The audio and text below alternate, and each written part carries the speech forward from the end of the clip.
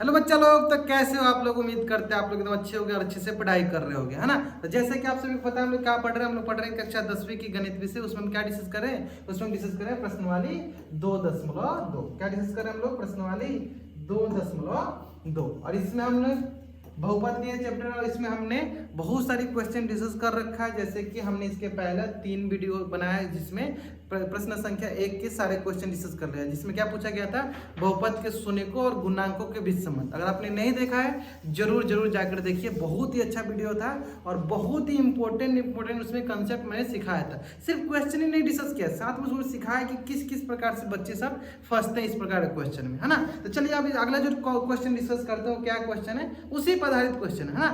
क्या क्वेश्चन बोल रहा है कि एक द्विघात बहुपद ज्ञात कीजिए। अब पिछला क्वेश्चन क्या था, द्विघात बहुपद दिया गया था और उसके शून्यकों के बीच हमें संबंध स्थापित करना था। यहाँ पे हमें वही ज्ञात करना है, द्विघात बहुपद ही कब, जब उनके शून्यकों का योग तथा गुणनफल क्रमशः दी गई होगी, है ना। क्या क्या दिया गया, शून्यकों का योग और गुणनफल दिया गया, तो हमें द्विघात बहुपद बताना, ठीक है। तो पहले हम इसका जनरल कंसेप्ट बता देते हैं ताकि वही कंसेप्ट हम सारे क्वेश्चन में मतलब यूज करने वाले, है ना। चलिए तो पहले इसका जनरल कंसेप्ट देख लीजिए आप। जनरल कंसेप्ट देखिए ध्यान से। अगर हमें कोई बोले कि द्विघात बहुपद आपको ज्ञात करना है, क्या ज्ञात करना आपको, द्विघात बहुपद ज्ञात करना है और आपके पास बहुपद का शून्यकों का योग दिया गया और बहुपद के शून्यकों का गुणनफल दिया है, तो क्या लिखिएगा आप, सिंपल याद रखिएगा हमेशा, वो होता है k times X square minus शून्यकों का योग, शून्यकों का योग इंटू एक्स। दो चीजें ध्यान देना आपको, यहां पे होता है माइनस और यहां पे होता है गुना में एक्स, ठीक है। चलो अब अगला क्या होता है सर, अगला होता है यहाँ पे प्लस, ठीक है, प्लस शून्यकों का गुणनफल। इसके साथ कोई एक्स मल्टीप्लाई नहीं होता है, शून्यकों का गुणनफल मतलब अक्षर पद ही होता है ना, शून्यकों का गुणनफल, ठीक है। तो यानी अगर हमारे पास क्वेश्चन में शून्यकों का योग मिल जाए, शून्यकों का गुणनफल मिल जाए, तो सिर्फ हमें यहाँ पर रख देना है। अब आपको में 2-3 प्रश्न आएगा कि सर यहाँ पे ये के आपने क्या लिखा है, ये के कांस्टेंट है। कभी कभी क्या होता है, जो हमारे शून्यक होते हैं वो डिवीजन में मतलब फ्रैक्शन में आते हैं, भिन्न में आते हैं, तो वहां पे जब हम उसका बट्टा का जोड़ लेते हैं तो कुछ ना कुछ मल्टीप्लाई के ऊपर आ जाता है, ये कांस्टेंट हो गया। और आप इसको ध्यान भी नहीं दीजिए, के का मान कुछ भी हो सकता है, 1 भी हो सकता है, के का मान 0 भी हो सकता है, के का मान 1000 भी हो सकता है ना, कुछ भी हो सकता है। जनरली हमें ये ध्यान देना होता है, एक्स स्क्वायर माइनस शून्यकों का योग इंटू एक्स प्लस शून्यकों का गुणनफल, यही होता है हमारा क्या, द्विघात बहुपद। अगर आपको ये समझ में आ गया तब आते हैं क्वेश्चन पे। क्वेश्चन में हमें क्या दिया गया है कि शून्यकों का योग कितना दिया गया है सर, 1/4। शून्यकों का गुणनफल कितना दिया गया है सर, हमारे पास दिया गया -1। तो द्विघात बहुपद बताइए। चलिए बताइए आप आराम से, अब तो आपको समझ में आ गया जनरल कंसेप्ट। तो देखिए द्विघात बहुपद क्या होता है, तो सर अभी बताया, द्विघात बहुपद होता है, के लिखो या मत लिखो बात बराबर है, एक्स स्क्वायर माइनस होता है, ध्यान देना, शून्यकों का योग, शून्यकों का योग इंटू एक्स प्लस शून्यकों का गुणनफल, शून्यकों का गुणनफल, शून्यकों का गुणनफल, यही होता है ना। तो चलिए एक एक करके पुट करते चलते हैं। तो पहला तो हो गया सर एक्स स्क्वायर का एक्स स्क्वायर लिख दो।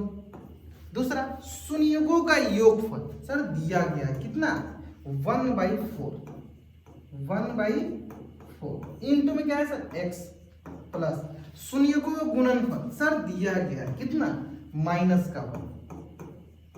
क्लियर है। चलिए अब क्या करते हैं आगे, देखो ये हो गया एक्स स्क्वायर, अब देखो प्लस माइनस माइनस का 1/4 एक्स, है ना, ये देखो प्लस माइनस माइनस का 1। तब लोग क्या, यही सर हमारा द्विघात बहुपद है, हाँ यही आपका द्विघात बहुपद है। लेकिन इसको थोड़ा सा और आगे आप सॉल्व कर सकते हो। क्या कर सकते हो आप, इसमें एलसीएम ले सकते हो। देखो जैसे कि यहाँ नीचे कुछ नहीं क्या है, 1 है, कुछ नहीं क्या है, 1 है, एलसीएम ले लो, नीचे आ जाएगा सर 4, है ना। चलो 1 4 जाए 4, 4 इंटू 4x स्क्वायर हो जाएगा, है ना। और यहाँ क्या जाएगा सर माइनस का 1x, ये हो गया माइनस का 4। तो इसको आप ऐसे भी लिख सकते हो क्या, 1/4 इंटू 4x² माइनस का x माइनस का 4। समझ में आया यहाँ पे k का मान क्या है, k का मान आ गया 1/4। इसलिए मैंने जो आपको अभी बताया कि यहाँ k ले लेते हैं, k क्या है, कांस्टेंट है, अचर राशि है ना, तो वही k देखो आपको यहाँ दिख गया 1/4, है ना, सिंपल। अगर आपको मान लो हमने वहाँ पे k नहीं भी लिखा होता है तो आपको यहाँ पे देना ही पड़ता है 1/4 करके, या आप इसको डायरेक्ट यहाँ से भी आंसर बोल सकते हो, ठीक है। तो जिस प्रकार से आपको ऑप्शन में दिया गया उस प्रकार से आप आंसर बना सकते हो, क्लियर। बस मेजर कंसेप्ट क्या था, ये द्विघात बहुपद क्या होता है, x² माइनस, यहाँ माइनस होता है शून्यकों का योगफल into x plus minus plus, है ना, क्लियर है। चलिए बढ़ते नेक्स्ट क्वेश्चन पे। नेक्स्ट क्वेश्चन में भी क्या दिया गया हमारे पास, शून्यकों का योगफल दिया गया √2, शून्य का गुणनफल दिया 1/3। तो क्या होता है सर, द्विघात बहुपद। चलो देख लेते हैं द्विघात बहुपद। तो सर वो होता है x² माइनस शून्यकों का योगफल, यहाँ डायरेक्ट देखो योगफल किसका योगफल है सर, शून्यकों का इंटू x प्लस क्या लिख देंगे सर, गुणनफल। किसका गुणनफल है सर, शून्यकों का गुणनफल, है ना। चलो अब चेक करते हैं कि सर योगफल कहाँ रखना है, यहाँ पे, गुणनफल कहाँ रखना है, यहाँ पे। तो पहले √2 ही क्यों योगफल, देखो क्वेश्चन दिया गया पहला योगफल फिर गुणनफल, है ना। तो यानी पहला योगफल है, यानी √2 क्या है हमारा योगफल माइनस √2 इंटू x प्लस गुणनफल कितना है सर 1/3 या 1/3। तो इसको ले लो सर, इसके नीचे कुछ नहीं दिखाया है, 1 लिखते चलो, x²/1 minus plus minus √2/1 into x, ठीक है, प्लस का हो गया 1/3। क्यों ऐसे लिख रहे हैं, ताकि हमारे पास यहाँ फ्रैक्शन दिया गया, भिन्न दिया गया, हम घटा के जोड़ ले लेंगे, है ना।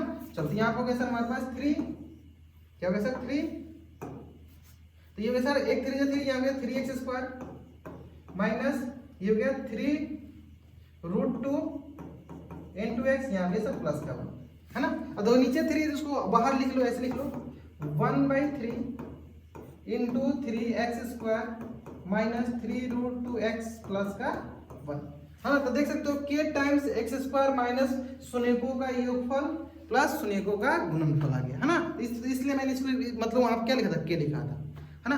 क्योंकि देखो क्यों मैंने इसे बताया, क्योंकि बहुत बच्चे रटते हैं, क्या रटते हैं, डायरेक्ट ये रट लेते हैं। अब वहां पे कहीं हमको बुक में दिखता है कि तब सोचने लगते हैं मैंने तो के पढ़ा ही नहीं था, फिर के कैसे आ गया। इसलिए मैंने शुरू में बताया के से आपको मतलब नहीं होता है कि कंफ्यूज होने की जरूरत नहीं है कि किस लिए दिया गया, कोई कांस्टेंट आ रहा है नीचे तो उसको हम साइड में लिख सकते हैं, है ना, कि कांस्टेंट की मतलब अचर ही राशि, है ना। चलिए उम्मीद करते हैं आपको अच्छे से समझ में आ गया होगा। इसी तरह बढ़ते चलो नेक्स्ट क्वेश्चन पे। नेक्स्ट क्वेश्चन है हमारे पास जिसमें हमें शून्यकों का क्या दिया गया है, योगफल और गुणनफल सेम। तो पहला योगफल कितना दिया है 0, दूसरा √5, है ना। तो क्या होता है सर द्विघात बहुपद, द्विघात बहुपद होता है सर x² माइनस, मैंने जानबूझ के देखो के नहीं लिखना है जानबूझ के, है ना, माइनस योगफल कर दो, राइट। आपको समझ में आ गया कि योगफल होता है पहले योगफल फिर गुणनफल, योगफल गुणे x प्लस का गुणनफल, ठीक है, प्लस का हो गया गुणनफल।